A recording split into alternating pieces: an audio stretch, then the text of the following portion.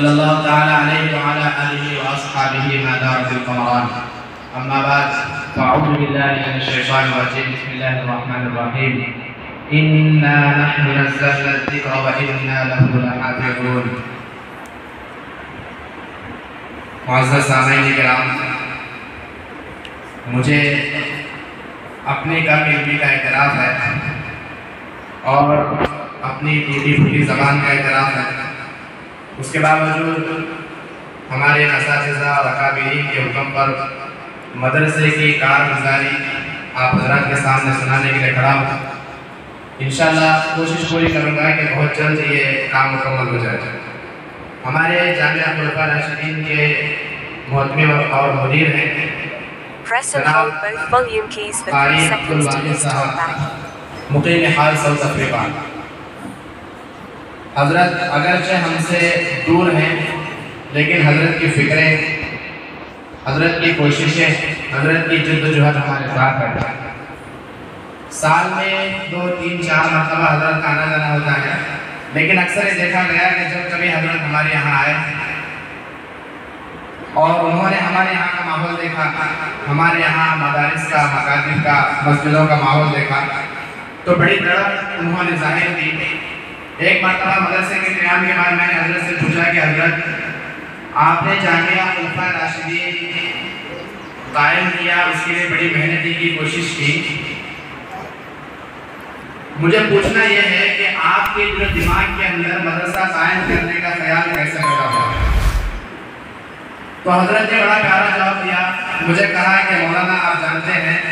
کہ ہم گجرات میں پڑھے ہوئے ہیں، آپ بھی گجرات میں پڑھے ہوئے ہیں، 10 سال 11 سال 9 سال ہمارے گجرات میں لگے۔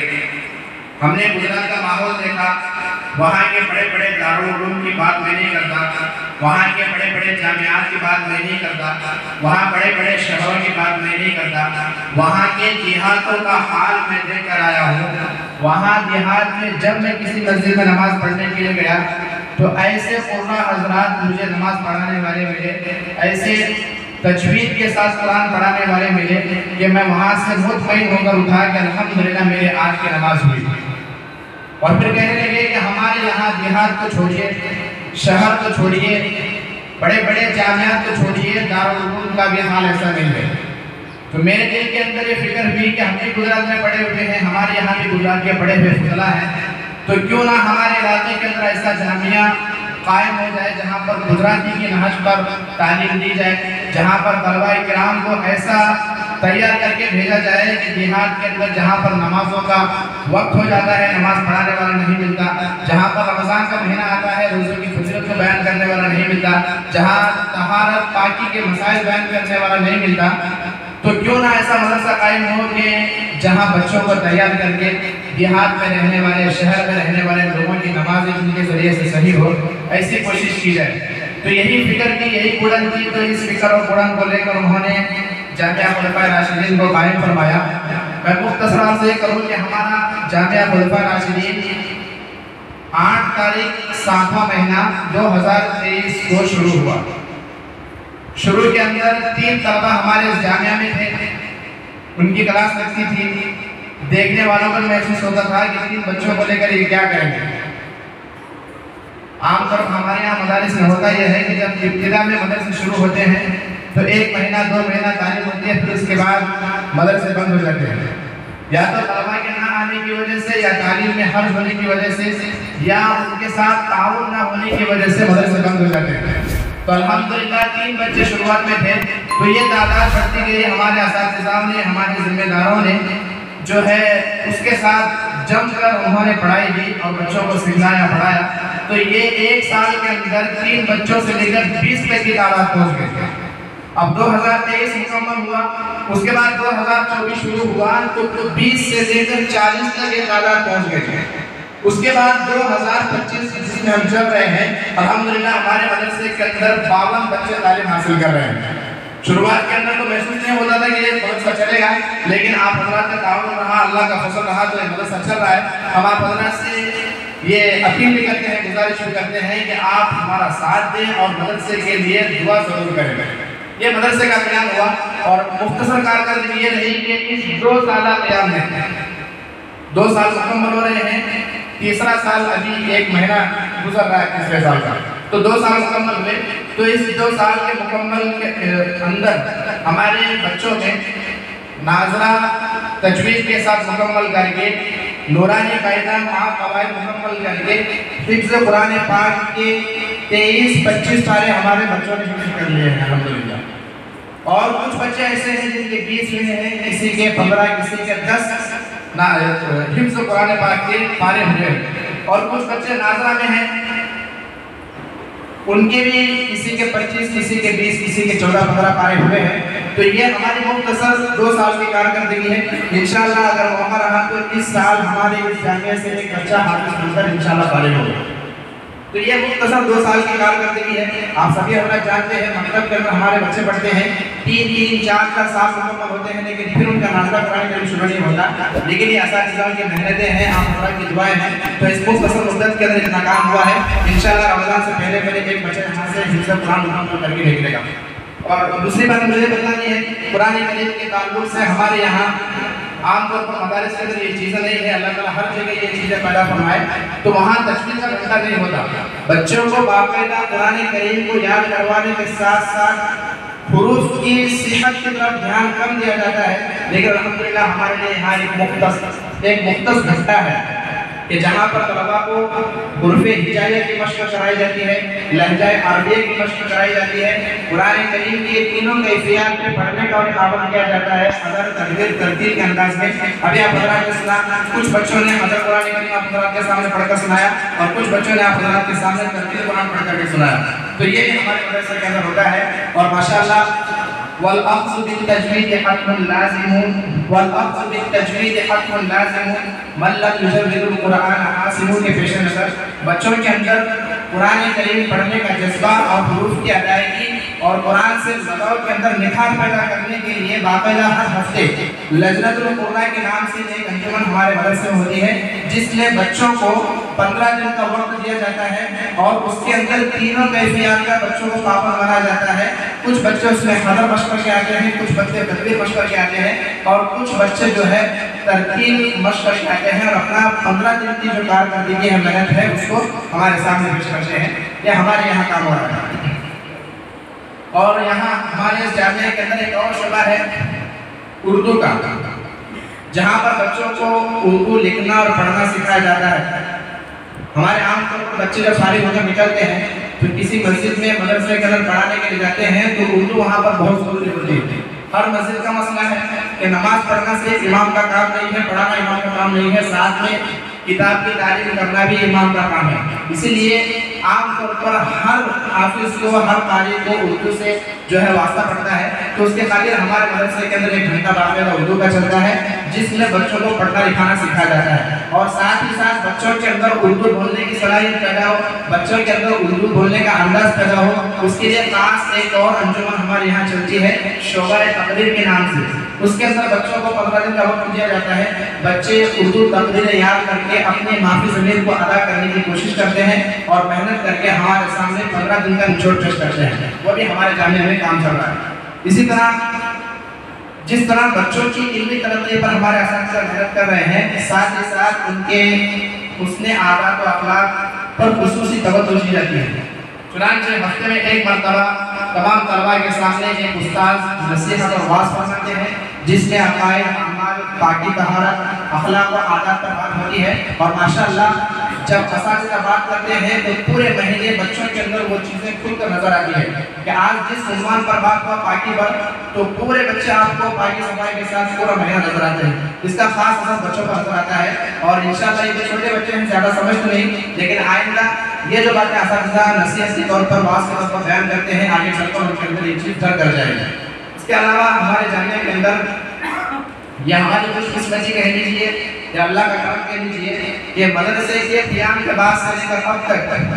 کئی بڑے بڑے اللہ والے ہمارے مدرسے کے اندر آئے، کئی بڑے بڑے مشائخ کے طریقت ہمارے مدرسے میں آئے، جن کی دعائیں یہاں پر ہوئی، بچوں کے سامنے ان کی نصیحتیں ہوئی، اس کا بڑا فائدہ ہم نے محسوس کیا، بچوں نے محسوس کیا،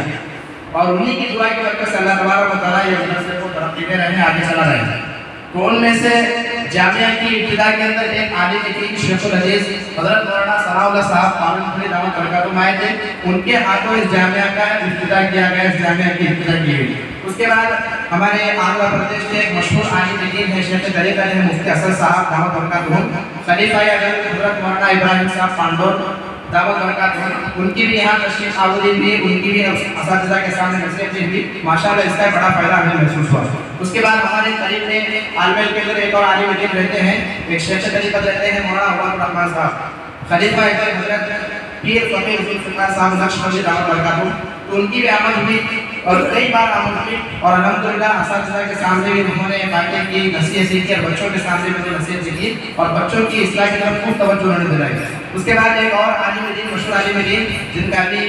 गालिबन भागीरथी का जो प्रोग्राम चल रहा है, कारी इनाम इलाही साहब ने दामत बरकत, उनकी भी हमारे मदरसे के अंदर तशरीफ आवर्दी हुई और उनकी भी हमारे सामने बातचीत हुई, नसीहत हुई, बड़ा फ़ायदा उसका महसूस हुआ। उसके बाद जामिया खैरुल उलूम गुड़गांव के शेख उल हदीस मुफ्ती बदरुद्दीन साहब दावत बरकातुहू, खलीफा अजल हजरत मुफ्ती अहमद साहब कानपुरी दावत बरकातुहू,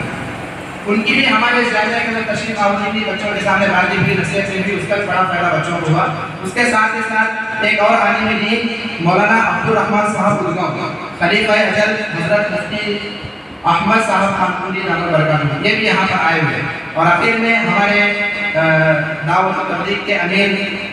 अमीर जमात हजरत मौलाना हजरत अक़दस मौलाना अब्दुल हक साहब तैयब दावत बरकातुहू, मुअद्दिन मदरसा दारुल अवलाद बीजापुर, उनकी भी यहाँ तशरीफ आवर्दी हुई। खैर इन तमाम अकाबिरीन का उरूद मसऊद हमारे इस जामिया के अंदर हुआ, उनकी आमद हुई, उसका बड़ा फ़ायदा हम महसूस कर रहे हैं, उसकी बड़ी तवज्जुहात हमें मिली। अल्लाह ताला हमें इसी तरह अकाबिरीन के साए के अंदर मदरसे की तरक्की अता फरमाए। उसके बाद एक और बात मैं आपको बता दूँ, हमारे यहाँ बच्चे हिफ्ज़ करते हैं, तो हिफ्ज़ का पारा मुकम्मल होने के बाद उनको आगे तरक्की की शर्त पर दी जाती है कि पहले उनको एक कारी के पास पढ़ाने के लिए भेजा जाता है, फिर वो कारी साहब उनका इम्तिहान लेते हैं, उनकी जांच करते हैं। अगर हिफ्ज़ के अंदर कमी रही या पढ़ने के अंदर, अदायगी के अंदर, तलफ़्फ़ुज़ के अंदर कमी रही तो उनकी तरक्की रोक दी जाती है और फिर से उनका पारा सुना जाता है। और जब तक मुकम्मल इत्मीनान उस कारी साहब को नहीं होता आगे तरक्की नहीं दी जाती, जब मुकम्मल इत्मीनान होता है तो आगे तरक्की दी जाती है। तो ये काम भी हमारे इस जामिया में हो रहा है अल्हम्दुलिल्लाह। उसके साथ ही साथ जिन तलबा का महीने भर में, हफ्ते भर में कुरान करीम हिफ्ज़ होता है, किसी के 2 पारे होते हैं, किसी के 3, किसी के 4, किसी के 5 पारे हो जाते हैं, तो इन तलबाओं के लिए जुमेरात बाद नमाज़ मगरिब की ख़ुसूसी नशिस्त होती है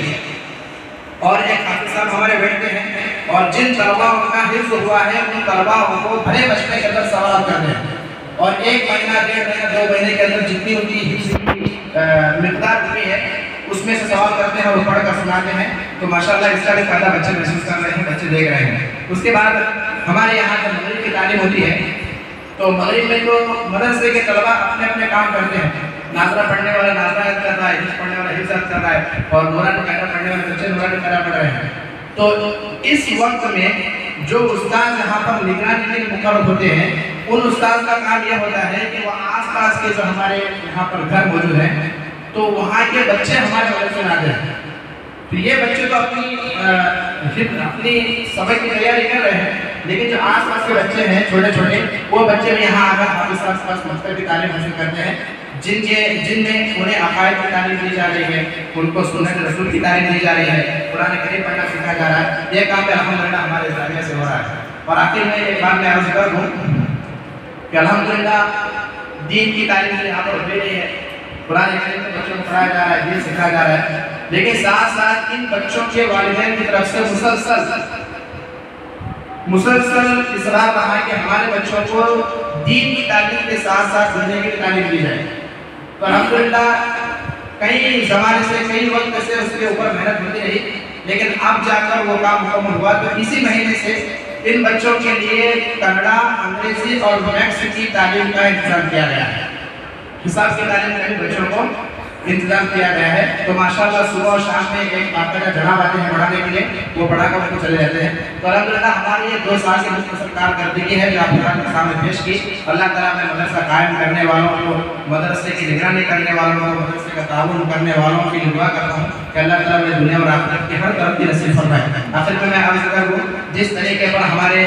جامعہ کے معتمد افریقہ میں رہنے کے باوجود ان کی پوری توجہ ہمارے جامعہ پر رہتی ہے, تو یہاں پر کچھ لوگوں کو ہم نے نگرانی مقرر کیا ہے. اس میں خاص طور پر ہمارے حافظ صاحب, ہمارے استاد مکرم حافظ صادق صاحب, جن کا آپ سبھی حضرات جانتے ہیں. میں یہ قسم اٹھا کر کہہ سکتا ہوں کہ گھر کا بھی کام ہو یا کسی اور چیز کا کام, ان کا خود کا ہی کام کرنا ہو, جب مدرسے میں کام کی ضرورت پڑتی ہے, مدرسے کا کوئی تقاضا ہوتا ہے, تو گھر کے کام کو چھوڑ دیتے ہیں, اپنے کام کو چھوڑ کر مدرسے کی فکر فرماتے ہیں. آخر میں جناب ابرار الحق صاحب, علامہ یوسف بنوری صاحب رحمۃ اللہ علیہ, انہوں نے ایک عجیب بات بیان فرمائی. وہ کہتے ہیں کہ مدرسہ چلانا کوئی آسان کام نہیں ہے, مدرسہ چلانا بہت مشکل کام ہے. اور ساتھ ہی حضرت فرماتے ہیں کہ مدرسے کو دنیا کے لیے چلانا, دنیا کی نفع کے لیے, فائدے کے لیے چلانا آخرت کا سب سے بڑا عذاب ہے,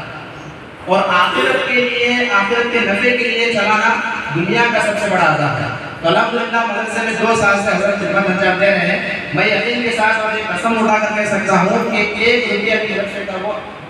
اپنے خرچ میں استعمال کرتے ہیں.